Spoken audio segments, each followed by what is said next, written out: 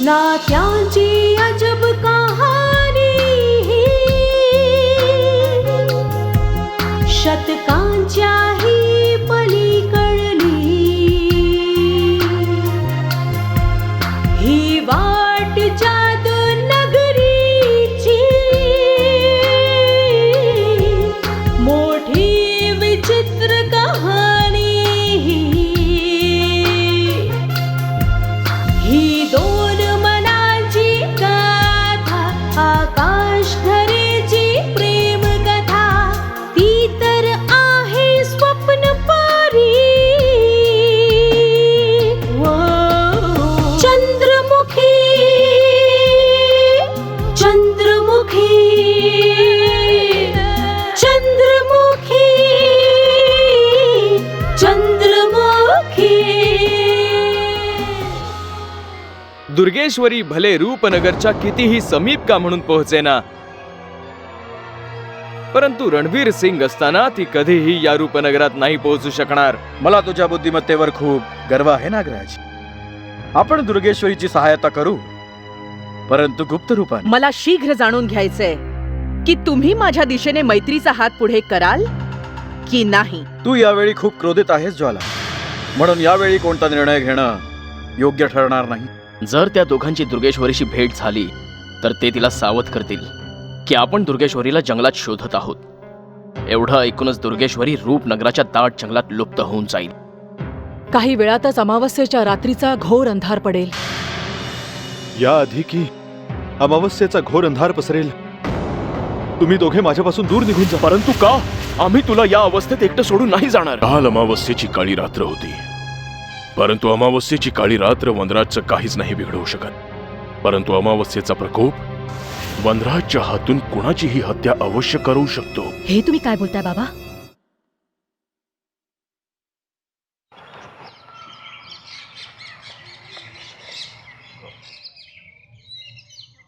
बाबा, तुम्ही एकटेच आलात? राजमाता कुठे आहेत? राजमाता आत्ताच मला भेटायला मंदिराच्या दिशेने गेल्यात. माझी आत्ताच महाराणींशी मार्गात भेट झाली आणि भेट झाल्यावर त्या आपल्या कुटीकडे निघून गेल्या. बाबा, राजमाता खूप चिंतित दिसत होत्या.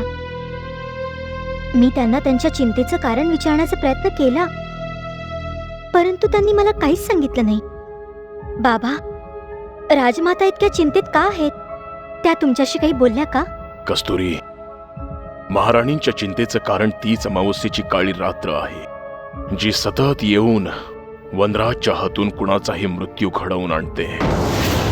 आणि म्हणूनच महाराणी चिंतित होऊन वनराजची कुशलता जाणून घेण्यासाठी माझ्याकडे आल्या होत्या. याचं तात्पर्य हे झालं की काल रात्री वनराज सोबत पुन्हा काहीतरी अघटित घडलं असेल. काय वनराजने रूपनगराच्या जंगलात कुण्या मनुष्याची हत्या केली असेल? हो कस्तुरी, माझ्या ज्योतिष विद्येचा अनुभव तर हेच सांगतोय. अमावस्येच्या काळ्या रात्रीचा प्रकोप वनराजची सद्बुद्धी नष्ट करतो आणि तो मनुष्यापासून जनावराच्या रूपात येऊन आपल्या समोर येणाऱ्या कोणत्याही मनुष्याला बघता बघता संपवून टाकतो. इच्छा नसतानाही वनराजला मनुष्य हत्येसारखा घोर अपराध करावा लागतोय. बाबा, वनराजच्या हातून अजून किती मनुष्य मारले जातील? माहित नाही कस्तुरी. वनराज रूपनगराच्या जवळ पोहोचणारच आहे आता, आणि जर त्याचं भाग्य प्रबळ असेल तर तो रूपनगराच्या सीमेत शीघ्र पोहोचून जाईल. आणि जोपर्यंत तो रूपनगराच्या सीमेत नाही पोहोचत, माहित नाही त्याच्या हातून किती मनुष्याचा मृत्यू लिहिलाय. मी विधात्याकडे दररोज प्रार्थना करते की वनराज रूपनगरात पोहोचून आपल्या उद्देशात सफल व्हावेत, परंतु विधाताही माझी प्रार्थना ऐकतच नाही. बाबा, आता माझ्याच्याने राजमातांचे दुःख नाही पावत. मला शक्य झालं असतं तर राजमातांचे दुःख मी घेतलं असतं. कस्तुरी, तुझी इच्छा असण्याने कुणाचंही दुःख दूर होणार नाहीये. सर्वांना आपापल्या कर्माचं फळ भोगावंच लागतं आणि हेच विधिलिखित आहे आणि याला कोणतीही शक्ती बदलवू नाही शकत.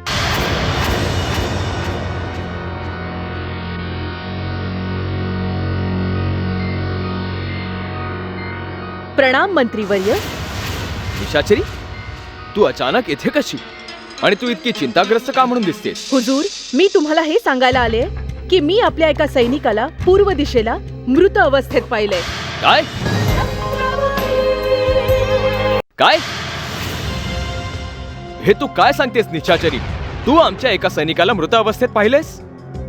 परमवीर, माहिती काढ, आपल्यामध्ये आमचा कोणता सैनिक उपस्थित नाहीये. दादा, जर निशाचरी सत्य सांगतीये तर कदाचित दुर्गेश्वरी आपल्या दृष्टीपासून दूर गेली आहे आणि तिनेच आपल्या एखाद्या सैनिकाला मारलंय. नाही हुजूर, आपल्या त्या सैनिकाला कुठल्या मनुष्याने नाही तर एका भयानक पशूने मारलंय. हे तू कसं म्हणू शकतेस? काय तू कुठल्या पशुला त्याला मारताना पाहिलंयस? नाही, मी काहीही पाहिलं नाहीये. परंतु त्या सैनिकाची अवस्था पाहून हे कळत होतं की त्याला एखाद्या भयंकर पशूने आपल्या नखांनी क्रूरपणे फाडून मारलंय. जर कुणी हिंसक पशूने आमच्या सैनिकावर आक्रमण केलं असतं तर आमच्या इतर सैनिकांना याविषयी कळलं असतं, कारण की आमचा कोणताही सैनिक एकटा नसतो. सर्व सैनिक 15-20च्या समूहामध्ये असतात. आणि कोणताही पशु कधी समूहावर आक्रमण नाही करू शकत.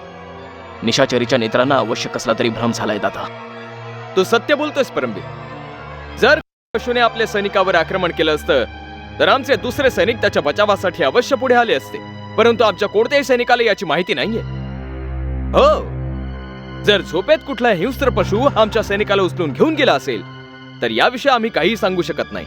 नाही दादा, कुठलाही पशु आपल्या तळावर नाही येऊ शकत, कारण आपल्या तळावर रात्रभर शेकोटी जळत असते आणि कोणताही पशु आगीच्या जवळ येत नाही. मला तर असं वाटतंय की ही दुर्गेश्वरीची एखादी नवी चाल आहे.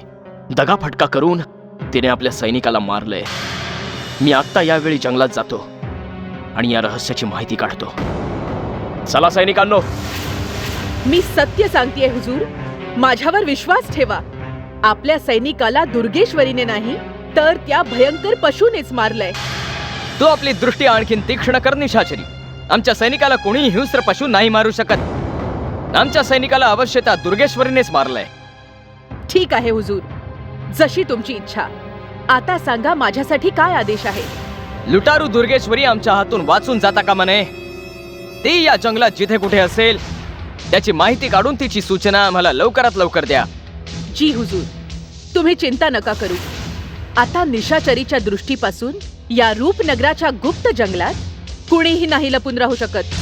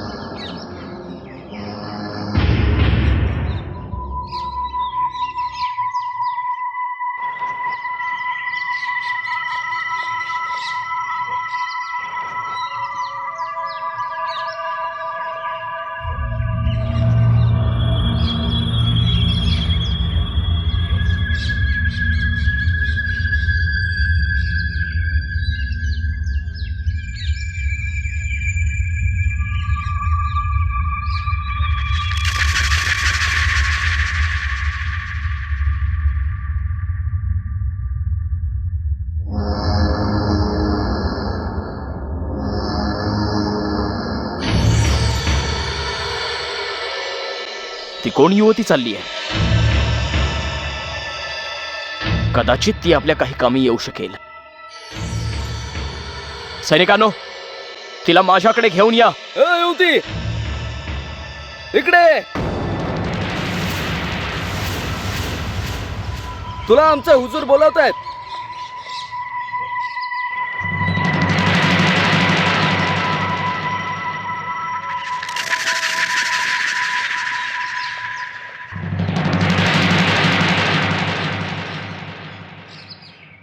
बोला हुजूर, तुम्ही मला का बोलवलात? आधी तू सांग, काय तू इथलीच राहणारी आहेस का एखाद्या दूरच्या गावातून आली आहेस? मी तर इथलीच आहे हुजूर, परंतु तुम्ही मला इथले राहणारे नाही वाटत. वाटतंय आपला मार्ग चुकला आहात. तुम्हाला कुठे जाण्याचा मार्ग जाणून घ्यायचाय काय? खूपच शहाणपण आहे तुझ्यात. काय नाव आहे तुझ्या गावाचं? ते चंपापूर. परंतु तुम्हाला आमच्या गावाशी काय देणं घेणं आहे? तुम्ही तुमचं कार्य सांगा आणि चालते व्हा इथून. सांगतो युवती, एवढ्याशा गोष्टीचा इतका राग कशासाठी? कदाचित तुला आमची शक्ती नाही माहीत, अन्यथा आमच्या सर्व प्रश्नांची उत्तरं तू सरळ सरळ दिली असतीस. असं मी तुम्हाला अतिथी समजून मान देतेय आणि तुम्ही मलाच घाबरवण्याचा प्रयत्न करत आहात. आम्ही वनवासी कुणालाही घाबरत नाही. काही कार्य असेल तर सांगा, नाही तर चालले मी. थांब युवती.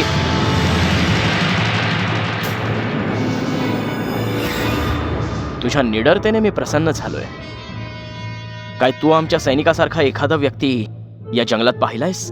हो, मी काही वेळापूर्वीच उत्तर दिशेकडे एका नव्या मनुष्याचं शव पडलेलं पाहिलं आणि त्याच्या शरीरावर सुद्धा सैनिकांचीच वस्त्रे होती. काय? असं वाटतंय आमचा शोध आता पूर्ण झाला. तर तुम्ही तुमच्या त्या अभागी सैनिकाच्या शोधात निघाला आहात. आता त्या अभाग्याला शोधून तुम्ही काय करणार? त्याची तर कुठल्या जंगली पशूने खूप वाईट अवस्था करून ठेवली आहे. म्हणजे निशाचरी जे सांगत होती ते पूर्णपणे सत्य होतं. तर आता तर माझी ही खात्री पटू लागली आहे की कुण्या भयंकर पशूनेच आमच्या सैनिकाचा बळी घेतला आहे. परंतु मला हे समजत नाहीये की तो कोण सैनिक आहे आणि कोणत्या भयानक पशूने त्याला इतक्या निर्दयपणे मारलं असेल. त्या सैनिकाचं शव इथून थोड्याच अंतरावर आहे. तुम्ही तुमच्या सैनिकाला सहजच ओळखू शकता. काय तू मला सांगू शकतेस युवती की मला कोणत्या दिशेने जायला हवं? तुम्ही इथून सरळ चालत जा. काही अंतरावरच तुम्हाला ते शव दृष्टीस पडेल. खूप खूप धन्यवाद युवती. सैनिकांनो, चला.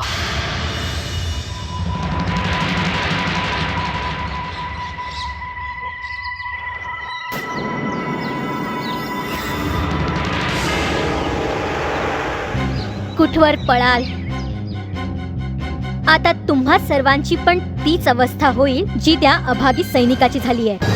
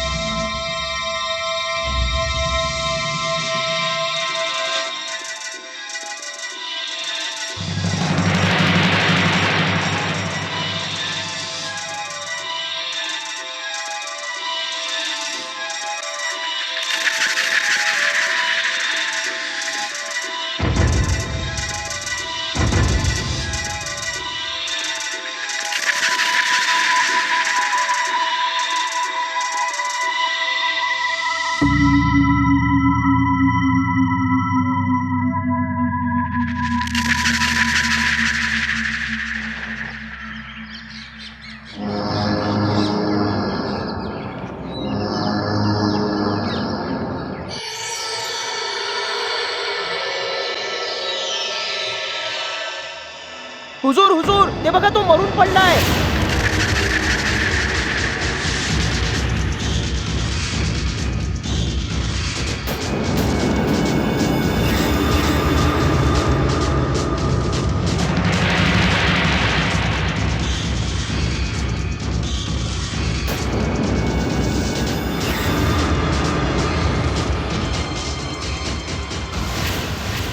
हुजूर, हुजूर, हा आपला मिल्खा सिंग आहे. अनर्थ झाला. आपला एक साथी योद्धा मारला गेला. माहित नाही कुठल्या हिंस्त्र पशूने आपल्या मिल्खा सिंगची ही दुर्गती केली आहे. तो जिथेही असेल आम्ही त्याचे तुकडे तुकडे करून टाकू. हुजूर, तो किती भयानक पशु असेल ज्याने आपल्या साथीदाराला इतक्या निर्दयतेने मारलंय. अवश्य हा कोणी हिंस्त्र पशूच असेल, परंतु आपण त्याला कुठून ना कुठून शोधून काढूच. तू जाऊन मिल्खा सिंगच्या कुटुंबियांना याच्या मृत्यूची दुःखद सूचना दे आणि आपल्या साथीदाराच्या अंत्ययात्रेची तयारी कर. मी जंगलात त्या हिंस्त्र पशूला शोधायला चाललो आहे. तो मला आजूबाजूलाच कुठेतरी सापडेल.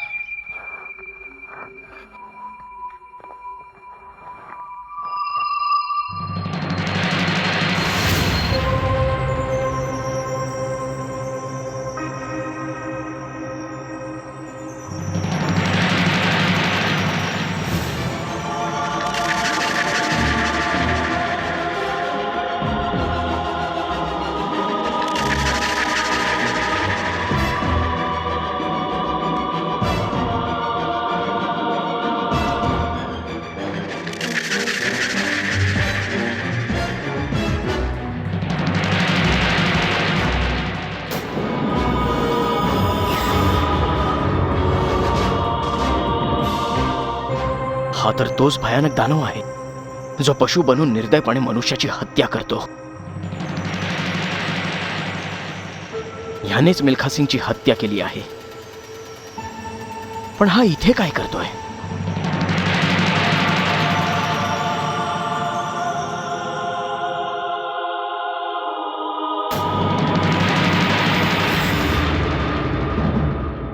परमवीर सारखा योद्धा त्या युवराजाला पाहून भयभीत होऊन कुठे पळून गेला?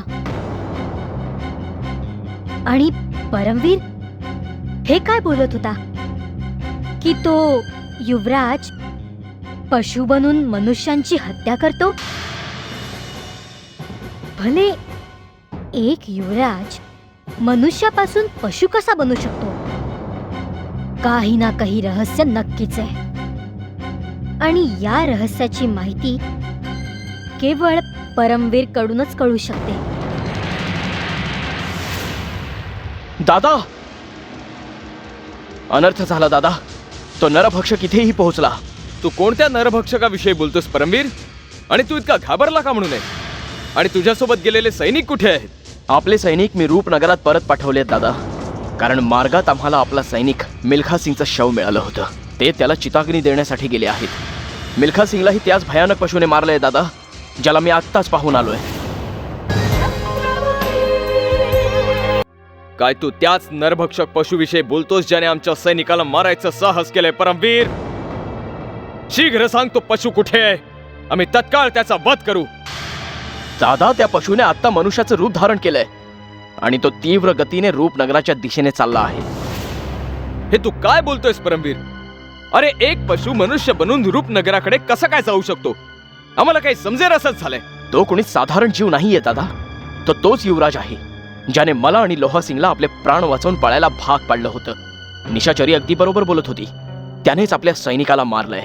जर तो नरभक्षक गुप्त मार्गाने रूपनगरच्या दिशेने चाललेला आहे तर आपल्यासाठी खूप चिंतेचा विषय आहे परमवीर. आपल्याला लवकरात लवकर त्याला रोखायला हवं, अन्यथा आपल्यासाठी आणखी संकट निर्माण होईल. त्या दैत्याला अडवणं असंभव आहे दादा. लोहा सिंग सारखा महाबली त्याच्यासमोर हरला होता. ते तर आपल्या दोघांचं भाग्य त्या दिवशी प्रबळ होतं, जे आपले प्राण वाचले. परंतु अशा प्रकारे हातावर हात ठेवूनही काम नाही होणार परमवीर.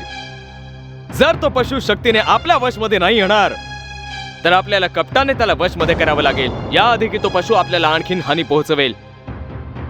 आपल्याला त्याला पकडायला आणखी ठोस योजना बनवायला हवी परमवीर. ये परमवीर, पाहूया तो नरभक्षक आहे कुठे. चल आमच्या सोबत. आता लक्षात आलं, त्या युवराजाला बघून परमवीर सारखा योद्धा घाबरून का पळाला ते. या गोष्टीची सूचना हुजुरांपर्यंत पोहोचवायलाच हवी.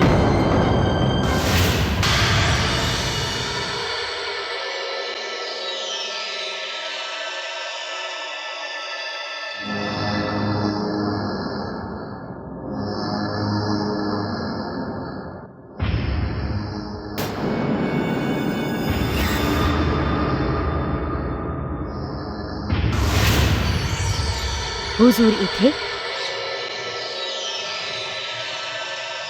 प्रणाम हुजूर. तू आलीस मंदिरा. आम्ही तुझीच प्रतीक्षा करत होतो. आता लवकर सांग, मंत्रीवर्य आणि त्यांच्या भावाची काय गुप्त सूचना आणली आहेस? यावेळी मंत्रीवर्य रणवीर सिंग आणि त्याचे भाऊ रूपनगरच्या जंगलात कुणा नरभक्षकाला शोधत त्याचा पाठलाग करतात हुजूर. काय मंत्रीवर्य कोण्या नरभक्षकाला शोधतायत? ही तू कसली विचित्र सूचना आणली आहेस मंदिरा? भले मंत्रीवर्य अचानक लुटारू दुर्गेश्वरीला विसरून कुण्या नरभक्षकाला का शोधत फिरतायत? ही गोष्ट काही लक्षात येत नाही. मी मंत्रीवर्य आणि त्यांच्या भावामध्ये झालेलं बोलणं खूप लक्षपूर्वक ऐकलं होतं.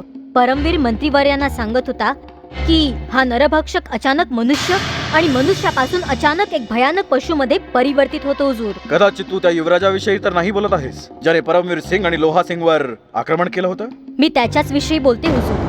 परमवीर सिंगला बोलताना ऐकलं होतं की एकदा त्याला आणि लोहा सिंगला या दानव युवराजापासून प्राण वाचवून पळावं लागलं होतं. आता माझ्या लक्षात आलं, हा तोच युवराज आहे ज्याने काही दिवसांपूर्वी रूपनगरात हाहाकार माजवला होता. परंतु आता हा गुप्त जंगलात का आला आहे? मी हे तर नाही सांगू शकत, परंतु इतकं नक्कीच कळलंय की तो दानव मंत्रीवर्यांच्या एका सैनिकाला मारून वेगाने रूपनगराकडे येतोय. रूपनगराकडे येत आहे? महामहिम, याचं तात्पर्य हे झालं की त्या नरभक्षकाची आपल्याशी भेट होऊ शकते. नाहीतर असं नको व्हायला की मंत्रीवर्यांवर आलेलं संकट आपल्यावर येईल. मी काही समजलो नाही नागराज. मंत्रीवर्यांचं संकट आपल्यावर कसं काय येईल? महामहिम, त्या नरभक्षकाच्या शोधात मंत्रीवर्य आणि परमवीर सिंग आपल्याला मार्गात नक्की भेटतील आणि आपल्याला पाहताच मंत्रीवर्य त्या नरभक्षकाला जिवंत किंवा मृत पकडण्याचा आदेश देतील. जर असं झालं महामहिम, जर असं झालं ना तर आपण अकाली मृत्यूला प्राप्त होऊ. अकाली मृत्यूला. घाबरू नकोस नागराज, माझ्याकडे याच्यावरही उपाय आहे. मंदिरा, तुझा आणि या युवराजाचं रूप धारण कर आणि मंत्रीवर्यांना आणखी घाबरवून सोड. तोपर्यंत आम्ही इथे एखादी योजना बनवतो. आणि लक्षात ठेव, गुप्त सूचना मिळताच आम्हाला अवश्य सूचित कर. तुम्ही निश्चिंत राहा हुजूर. मंदिरा असताना तुमच्यावर कोणतंही संकट नाही येणार. येते मी. आपली काळजी घ्या. नागराज, असं घाबरल्याने कोणतंच कार्य नाही होणार. चल, योजना बनवू.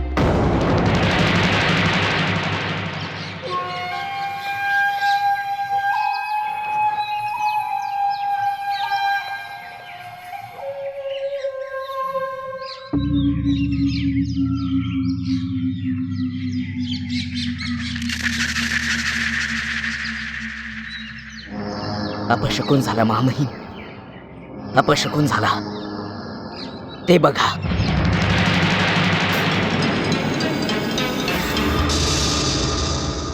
मंत्रीवर्य आपल्या भाऊ आणि सैनिकांसोबत चालले आहेत. जर त्यांची दृष्टी आपल्यावर पडली तर आपण यात पूर्णपणे फसू. आपल्याला तात्काळ या संधीचा फायदा घेऊन या ठिकाणाहून परत फिरायला हवा. नाही नागराज, नाही. हीच तर ती संधी आहे जिचा आपण तात्काळ फायदा करून घ्यायला हवा.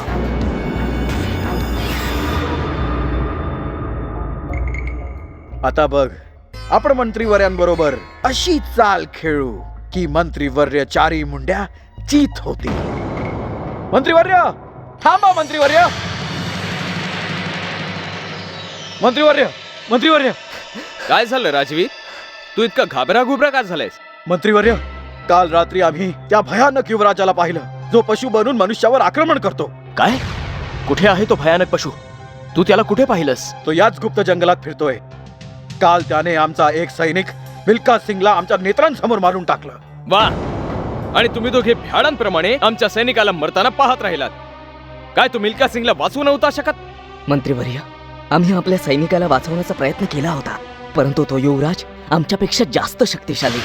जर आम्ही आमचे प्राण वाचवून नसतो पळालो तर त्या युवराजाने आम्हालाही समाप्त केलं असतं. कळतच नाहीये की तो कोणत्या ग्रहावरचा प्राणी आहे.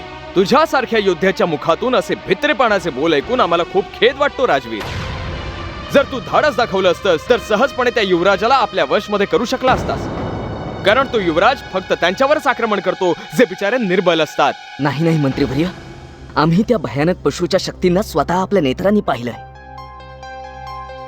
आम्ही आपल्या सैनिकाला वाचवण्यासाठी त्याच्यावर आक्रमण केलं होतं, परंतु त्याच्या भयानक पशुरूपाला पाहून आमचं धैर्य गळून पडलं मंत्रीवर्य, आणि आम्हाला तिथून काढता पाय घेणंच हिताचं वाटलं. खूप लज्जास्पद गोष्ट आहे की तुम्ही दोघे एका साधारण पशुला घाबरलात. जर तुमच्या या भ्याडपणाची माहिती महाराजांना कळली तर ते तुम्हाला या गोष्टीबद्दल दंड देतील. तुम्ही दोघे वीर योद्धे म्हणून घेण्याच्या योग्यतेचेच नाही आहात. जर तुम्ही दोघांनी त्या साधारण युवराजाला आपल्या वशमध्ये केलं असतं तर रूपनगरच्या इतिहासात तुमचं नाव अगदी कायमचं अमर झालं असतं. राजवीर, आम्ही तर आताही सांगतो की काही अशी योजना बनव की त्याला आपल्या वशमध्ये करू शकशील आणि आपलं नाव रूपनगरामध्ये कायमस्वरूपी अमर करू शकशील. आम्ही तुमच्या आदेशाचं पालन करण्याचा पूर्ण प्रयत्न करू. ठीक आहे राजवीर, तू नागराज बरोबर पूर्व दिशेला जा. आम्ही त्याचा शोध पश्चिम दिशेला घेतो. हो, चल परमवीर. चल नागराज.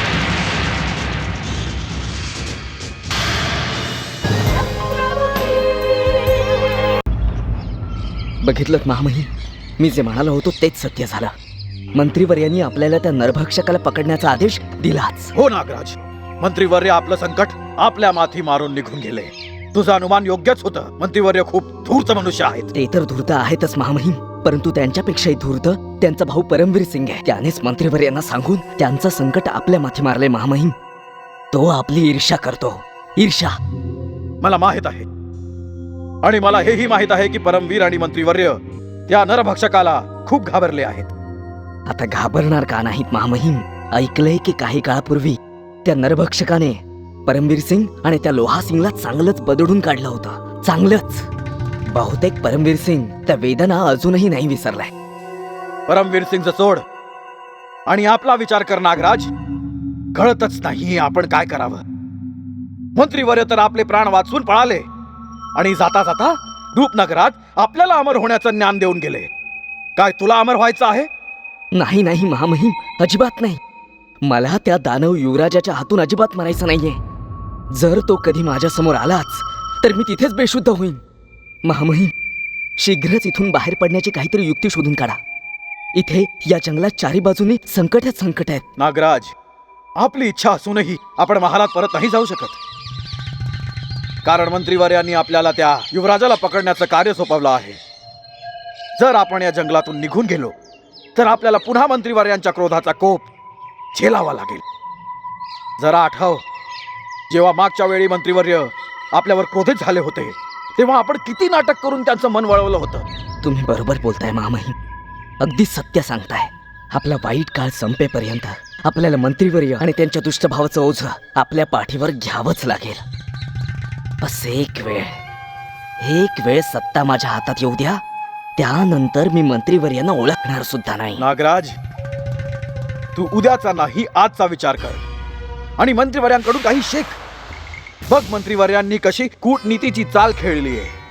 त्या दानवाला वश करण्यासाठी आपल्याला पाठवलं आणि रूपनगरात या कार्याचं यश ते स्वतः घेतील.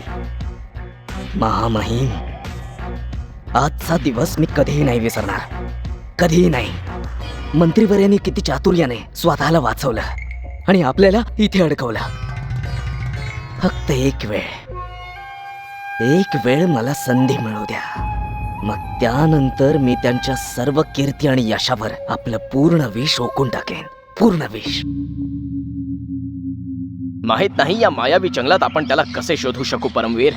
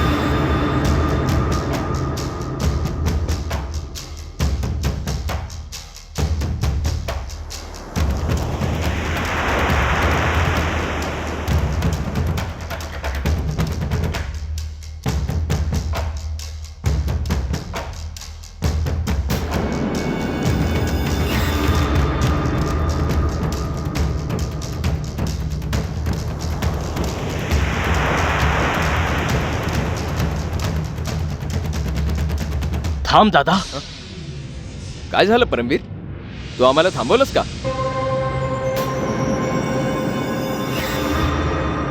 तो बघ, दूर तिकडे तो पशुराज चाललाय. पशुराज? कोण पशुराज?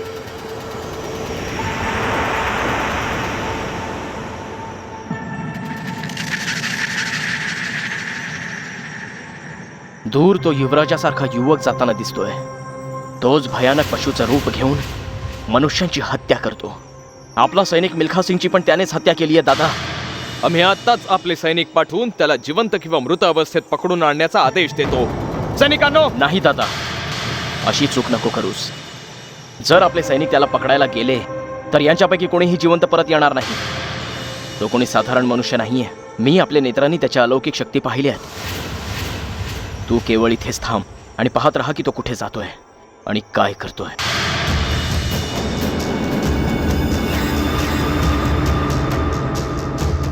परंतु परमवीर हा पशुराज त्या रूपनगरच्या विरुद्ध दिशेने चाललेला आहे. हा अचानक पलटून कुठे चाललाय?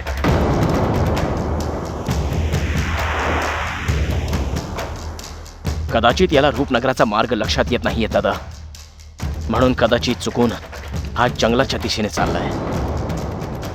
जर याचा सामना दुर्गेश्वरीच्या टोळीशी झाला तर हा त्यांचा काळ बनेल आणि एकाच वेळी आपले दोन्ही शत्रू समाप्त होतील. चल दादा, पाहूया की हा पशु जंगलात कोणत्या दिशेने चाललाय. तू योग्यच बोलतोस परमवीर. आपल्याला लपून त्याच्यावर दृष्टी ठेवायला हवी. चल. चला सैनिकांनो.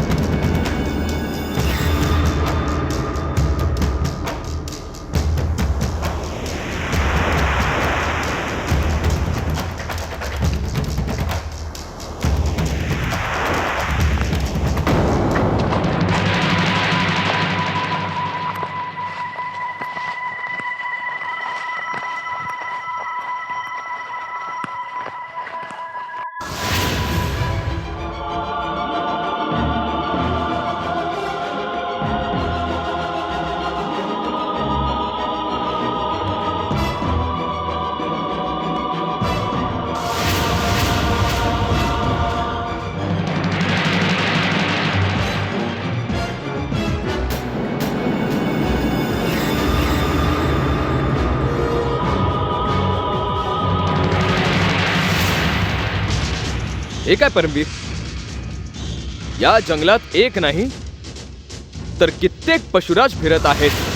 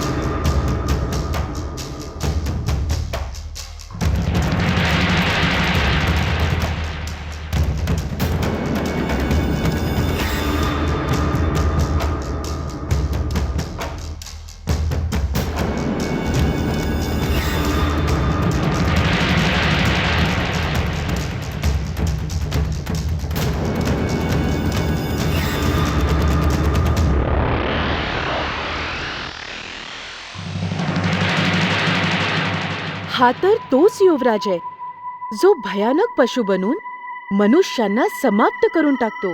परंतु हा इथे काय करतोय? आपली ओळख न सांगता चतुराईने विचारून पाहते की या दानवाला काय हवंय. थांबा वाटसरू.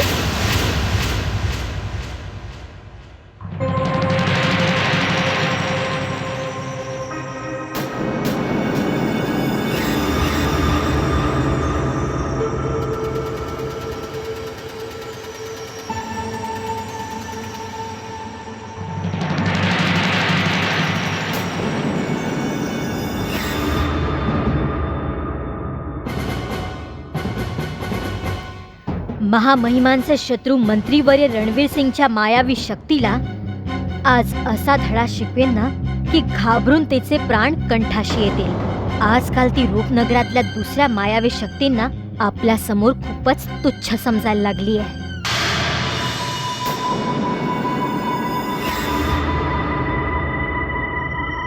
मी तुला यापूर्वी इथे कधीच नाही पाहिलं वाटसरू. कोण आहेस तू? जो प्रश्न मी तुला विचारायला हवा होता तो प्रश्न तूच मला विचारतेस, पाखंडी युवती. तू या रूपनगराच्या जंगलात काय करतेस? सत्य सांग मला. मी तर गावातली साधी सरळ युवती आहे. रूपनगराकडे जायला निघाले होते, परंतु मी आपला मार्ग चुकले. काय तुम्ही माझ्यावर रूपनगराचा मार्ग सांगण्याची कृपा कराल? मला भ्रमित करण्याचा प्रयत्न करू नकोस. काय असं कधी घडू शकतं की एक एकटी युवती या जंगलातल्या भयानक मार्गावरून एकटीने जाण्याचं धाडस करू शकेल? नाही. कोण आहेस तू? खरं खरं सांग, नाहीतर मी तुला कच्चा खाऊन टाकेन. मी सत्य सांगतेय. मी जवळच एक गाव विराटपूरची राहणारी आहे. रूपनगराची सीमा माझ्या गावाच्या समीपच आहे. असत्य सांगतेस तू. जर तू रूपनगराची रहिवासी असतीस तर रूपनगराचा मार्ग कधीही विसरली नसतीस. माझ्याशी कपट करतेस. ज्याही मनुष्याने माझ्याशी कपट करण्याचा प्रयत्न केलाय मी त्याला जिवंत नाही सोडलाय. मी तुला जिवंत सोडणार नाही.